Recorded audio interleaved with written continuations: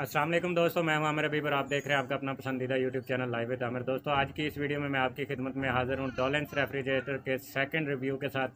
पिछली दफ़ा मैंने डोलेंस रेफ्रिजरेटर के मॉडल 9178 का एक रिव्यू बनाया था, जो कंप्लीट रिव्यू था। इस वीडियो में मैं आपको सिर्फ शॉर्ट सा ही बताऊँगा, बाकी मज़ीद कंप्लीट रिव्यू के लिए आप मेरी दूसरी वीडियो देख सकते हैं, उसका लिंक मैं डिस्क्रिप्शन में लगा दूँगा। जी तो दोस्तों, इसकी परफॉर्मेंस कैसी रही? बहुत अच्छी रही है और बहुत कम मैं इसको चला रहा हूँ। इसको ईद के दिनों में मैंने फुल चलाया, उसके बाद पहले स्टार्टिंग में मैंने 3 पॉइंट पे रखा हुआ था, फिर मैंने इसको अब 2 पे कर दिया, तो 2 पे चला रहा हूँ। तो किस तरह की बर्फ़ जमा रही है, एक दोस्त का कमेंट आया था कि इसकी बर्फ़ कैसे चल रही है, जम रही है, क्योंकि इन्वर्टर फ्रिज उसने ली हुई थी। भाई ने कह रहे थे कि इन्वर्टर से मैं बहुत मायूस हुआ हूँ, तो मैंने सोचा क्यों ना सेकंड रिव्यू भी आप दोस्तों के लिए बना दिया जाए। बहुत अच्छी और हार्ड बर्फ़ जम रही है, कैसी है वो भी मैं आपको दिखा देता हूँ। तो आज इस फ्रिज को ख़रीदे तकरीबन चौथा महीना जो है वो शुरू है, तो 4 महीने के अंदर अंदर मैं ये रिव्यू दोबारा से कर रहा हूँ। इसका 10 मई को ख़रीदी थी, तो उस वक्त जो है इसको मैंने अलग से मीटर भी लगा दिया था। एवरेज जो बिल है मुझे 600 से 700 रुपये पर मंथ आया है। तो अब कितने यूनिट टोटल चल चुके हैं और कितने यूनिट फ़ी, कितनी प्राइस फ़ी यूनिट हमें यहाँ पे मिलती है जहाँ पे मैं इस वक्त रह रहा हूँ, तो ये मैं कैलकुलेट भी करके आपको दिखा देता हूँ। तो चलिए वीडियो की जानिब चलते हैं, मैं आपको बर्फ़ दिखा देता हूँ किस तरह से इसके अंदर जमी हुई है। फ्रेंड्स, ये जो हमारे सामने इस वक्त मॉडल है, ये डोलेंस के 9178 का मॉडल है, LF मॉडल है और ये क्रोम सीरीज़ है। अवांती में महंगी आती है। पिछली दफ़ा दोस्तों हमने ख़रीदी थी ये 46,000 रुपये की। इस दफ़ा यही कोई 10-15 दिन पहले एक और इसी मॉडल की रेफ्रिजरेटर हमने ख़रीदा, तो वो मिला 52,000 रुपये का डिस्ट्रिक्ट विहाड़ी के अंदर। तो प्राइस शायद इसकी अप हो चुकी है। तो ये आप देख सकते हैं, लो वोल्टेज पे भी चल जाती है और लो पे मैंने कभी चलाई नहीं है, लेकिन लिखा हुआ है तो 135 से 220 तक चल सकती है। लेकिन लो पे ना ही चलाएं तो बेहतर है, एक स्टेबलाइज़र लगा लें। तो उसका ये फ़ायदा होता है कि जब लो वोल्टेज पे चलने का यही फ़ायदा है कि जब बिजली बहुत ज़्यादा लो होगी तो भी ये फ्रिज चलेगी, जब स्टेबलाइज़र लगा हुआ होगा तो अभी मैं इसको ओपन करता हूँ। तो ये देखें दोस्तों, ये है इसका बर्फ़ वाला हिस्सा, और बर्फ़ इतनी हमारे घर में इस्तेमाल नहीं हो रही जितनी जम के जमा हो चुकी है। ये सिर्फ देख सकते हैं, ये 2-3 कोले जो हम रखे हुए हैं, ये सुबह भर के रखे हुए हैं, 2 जो साइडों पे हैं। जब भी इन्होंने पानी वगैरह भरा है कूलर के अंदर, असल में हम ऐसा करते हैं कि कूलर में बर्फ़ डाल के पानी भर लेते हैं, तो कुछ फिर बर्फ़ जो है हम सायों को दे देते हैं, तो ये सारी पीछे तक जमा हुई हुई है। तो बर्फ़ जो है बहुत अच्छे से जमाती है। देख सकते हैं साइडों पे इसकी कितनी मोटी तह लगी हुई है। कुछ दोस्त ये भी सवाल करते हैं कि यार जो अंदर इसका खाना है उसके अंदर साइडों पे कितनी बर्फ़, इसके अंदर जो है कितनी मोटी बर्फ़ जमा होती है। तो इतनी खैर ज़्यादा मोटी नहीं है, लेकिन ठीक है।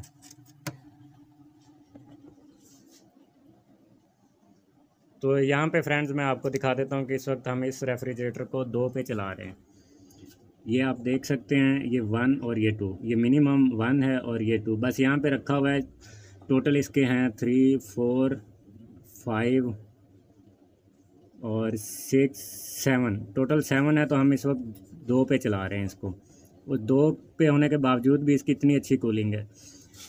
तो यहाँ पे दोस्तों मैं आपको बताता चलूँ कि ये वीडियो बनाने के लिए मैंने 2 पे नहीं किया हुआ, हमारी अब 2 पे ही चल रही है। शुरू में हमने 3 पे चलाई थी क्योंकि हमें आइडिया नहीं था किस तरह से चलेगी। उसके बाद हमने फुल 7 पे कर दी ईद के दिनों में, ईद कुर्बान के दिनों में, क्योंकि गोश्त वगैरह ज़्यादा रखा हुआ था तो ज़्यादा कूलिंग स्टोर की। मैंने कहा शायद हो सकता है लाइट चली जाए, फिर लाइट जो है वो आए ही ना, तो कूलिंग होगी तो चलें काम चलता रहेगा।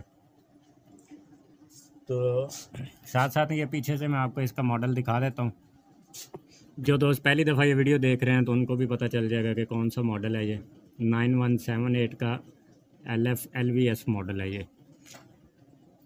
तो बहुत ही प्यारा मॉडल है दोस्तों। यहाँ पे मैंने फ़ैन लगाया हुआ था, वो फ़ैन अभी भी मेरा चल रहा है, यहाँ पे वैसे ही कंप्रेसर को ठंडा कर रहा है। तो मैं बात कर रहा था कि मैं दोस्तों को अक्सर मशवरा देता हूँ कि आप इन्वर्टर ना लें जिनके घरों में AC नहीं है। AC हॉल के अंदर अगर आपने नहीं रखना तो आप इन्वर्टर रेफ्रिजरेटर ना लें, क्योंकि इन्वर्टर से एक तो कूलिंग पूरी नहीं हो पाती, उसे AC वाला माहौल नहीं मिलता, बाहर गर्मी है ज़्यादा, तो वो लो वोल्टेज पे काम कर रहा होता है। लो मतलब उसने कम से कम बिजली का, लो एम्पेयर इस्तेमाल करने होते हैं, कम से कम बिजली का इस्तेमाल करके उसने आपको बिल की बचत देनी होती है, तो वो AC हॉल के अंदर अच्छा चल जाता है। फिर एक अगर आप देखें मेरी वीडियोस में एक वीडियो है सोलर प्लेट्स की डिटेल के वाले से, रिसेंटली मैंने वो लगाई है।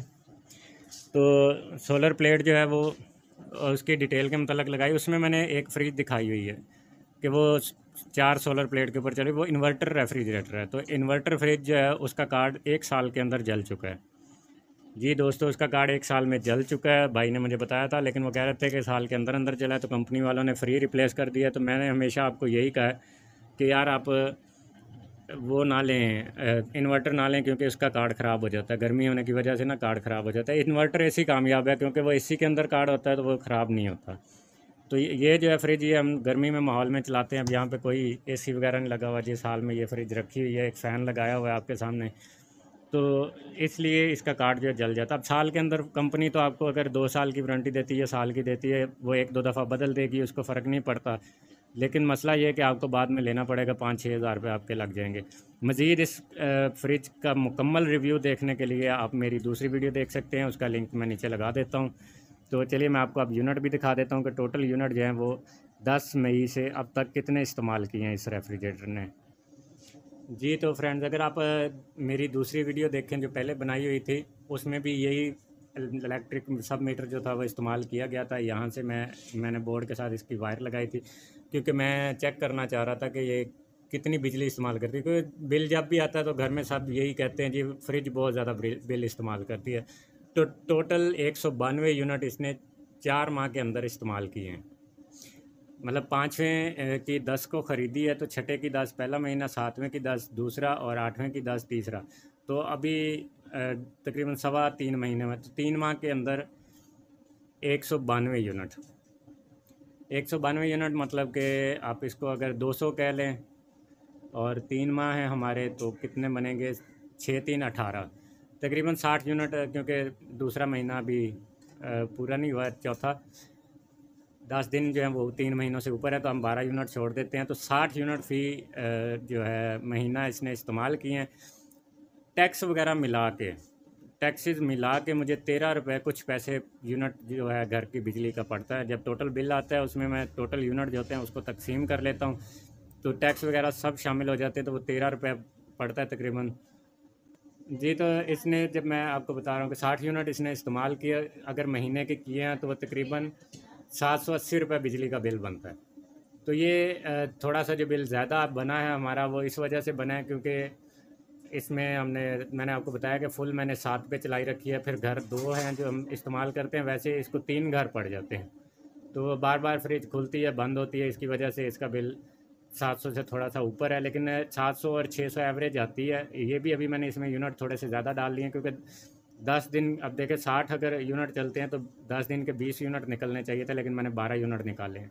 180 यूनिट का बिल जो है वो आपको बना के बताया है। तो दोस्तों, बहुत ही अच्छा रेफ्रिजरेटर है, यह तारीफ़ वाली बात नहीं है, बहुत मज़े की रेफ्रिजरेटर है, मुझे बहुत मज़ा दे रही है। और मीडियम से लार्ज है, खाने भी खुले खुले हैं, काफ़ी सारी चीज़ें इसके अंदर आ जाती हैं।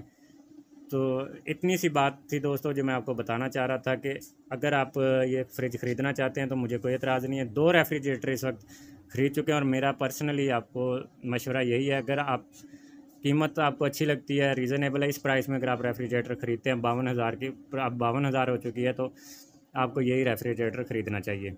अपना बहुत सारा ख्याल रखना दोस्तों। अगर वीडियो अच्छी लगी है तो इसको लाइक और शेयर ज़रूर कर दें, और मेरे चैनल को सब्सक्राइब कर लें। मुझे दीजिए इजाज़त, मुझे भी दुआ में याद रखिएगा। अल्लाह हाफ़िज़।